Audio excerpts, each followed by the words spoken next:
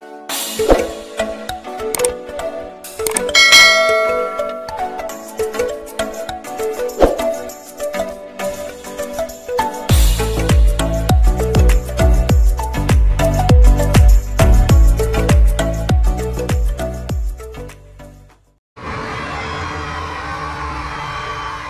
never seen work like it, and I've seen a lot.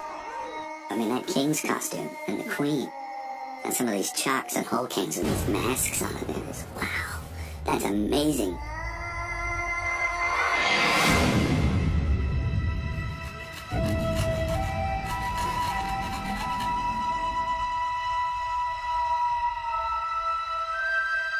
To set all the different tones that we wanted to use, we made samples of all these colors from natural vegetables and animals that the Mayans used.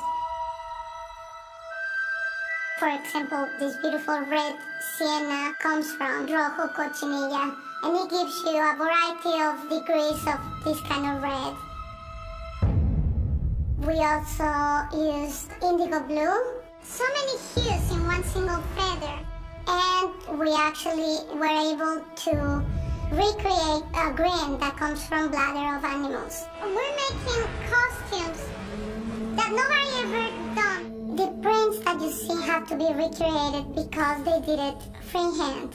We did about 50 different designs, patterns, and embroidery that they had from those times. Every single thing that you see in this movie is hand-sewn, handmade. You can't get any shortcuts because we shoot in 5 cameras all the time. It has to be perfect.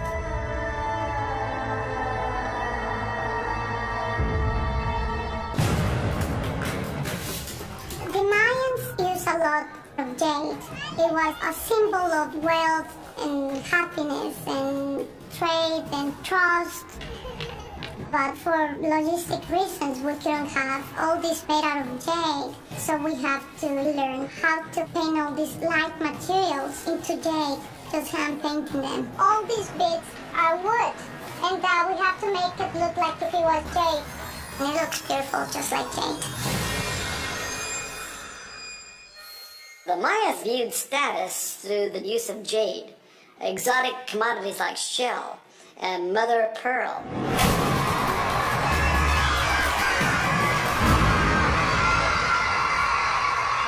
One of the most obvious things was the use of jade ear spools. So it would perforate the earlobe, a small piece of jade in, and then gradually expand that until it's able to accommodate a large ornament. Stem from the fact that Mel, as an artist and as a filmmaker, is at a place where he can take those chances. Some of the things that you will see in this film, you will never... The costume that I wear is so mythic.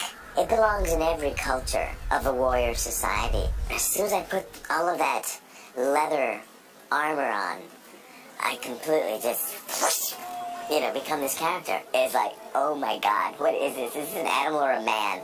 There's no work required other than to wear the costume. Raul, signal those guys to move out. It's like Mel says, you don't have to be scary.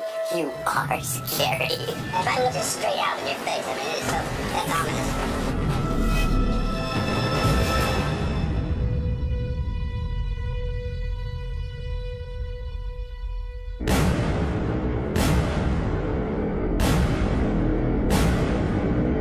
This is not a normal movie.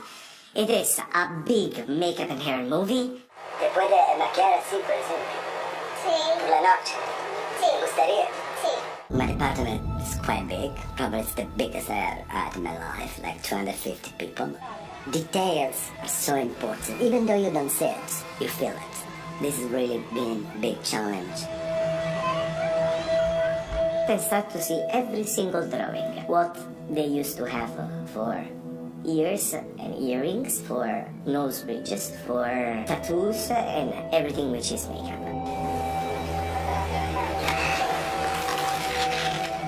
Our first thinking was, how can we make the public understand who they are? Everything they used to do in their life was for the gods. In fact, every single tattoo is a sign of a religion. concept of afterlife and a concept of life as it related to afterlife. And the behavior that they'd exhibit because of that, you know. They had a concept of paradise and damnation and sin.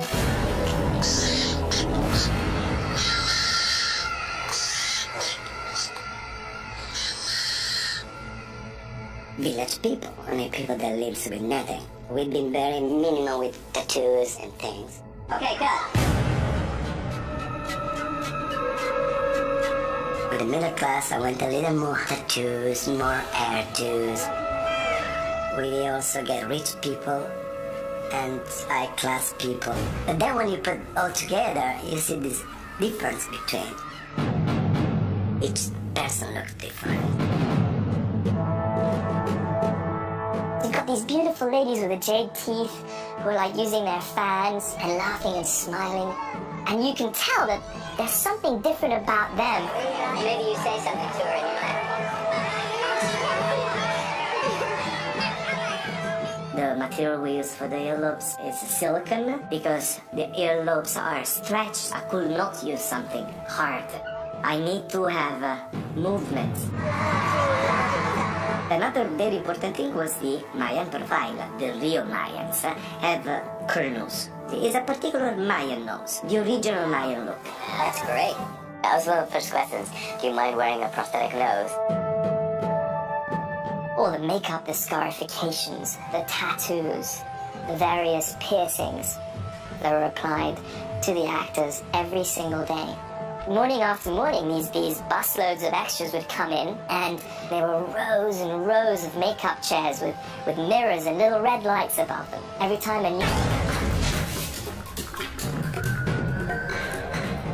There was something very exciting in terms of being able to come up with weapons that people had never seen before. Simon Atherton is a world-class armorer. Every film you've ever seen that you think the weapons in it are cool, Simon Atherton probably supplied the weapons. That's amazing. He's a favorite of mine, particularly when it comes to primitive weaponry. So you were going for fish hunter, right? And Rudy got by you. It's like pig and farmer, you know? So you're chasing him back. I've worked with Mel before. I worked with him on Braveheart. It was one of the first big feature films I ever did. He doesn't just limit his activity to, you know, being the armor or the weapons guy or the designer. He's really creative with some of these things. For example, a frog and some blow darts. He says, "What's this?" And he had this little dart that he made, you know, with some Q-tips and a, you know, straight pin. And he just grabs a piece of paper and rolls it up and goes, and it says, whap. And he says, "What if he uses a leaf?" There's whimsy in it. He came to this film really wanting to strike that perfect balance between historical accuracy and things that just looked cool. First of all, you've got to figure out what tools they've got and what materials they've got. From that, you can figure out what kind of weapons they have. We knew that the Mayans didn't have any metal. What they used was obsidian, which is a very hard, very sharp kind of glass mineral that would cut through anything. The age on it is just horrific. And then it made a fantastic sword. This is an obsidian sword. Not many of these things have survived. Now this would be a very sharp, cutting edge. It's got blades, obsidian blades on it. Yeah. These things were studded with obsidian and could inflict some serious damage. And it was brutal. It was amazing. It was glass is going to shatter, but it doesn't. They also used that kind of material for their sacrificial knives. They could cut and slash, get inside a man's ribcage within seconds. And if you imagine that's the last thing that you see as it's coming towards you. In this film, people aren't attacking only, they're going out to take prisoners. So we had to invent weapons that not only killed people, but stunned people. So you'll see some of the weapons don't have obsidian on both sides, like this sword. They will have it on one side. And that would be to inflict a stunning blow rather than a killing blow. These are the weapons and techniques that the Mayans had. It was absolutely accurate historically. Here they were being seen for the first time on film.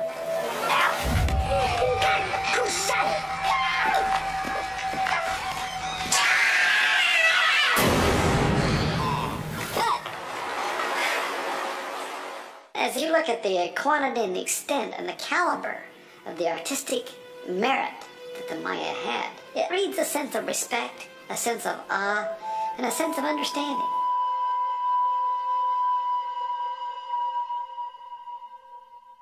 From the moment the film starts to the moment it ends, you feel like you're transported into this world that you're seeing very much primarily through visual means of communication.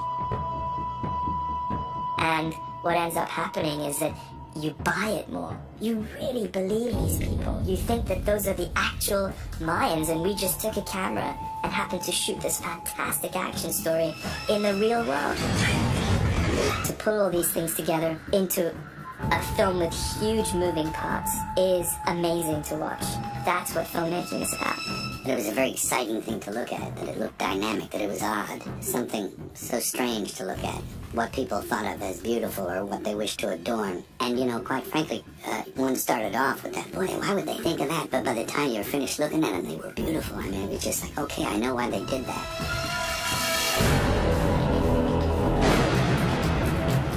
It had this aesthetic that began to appeal to me. And it looks beautiful on film.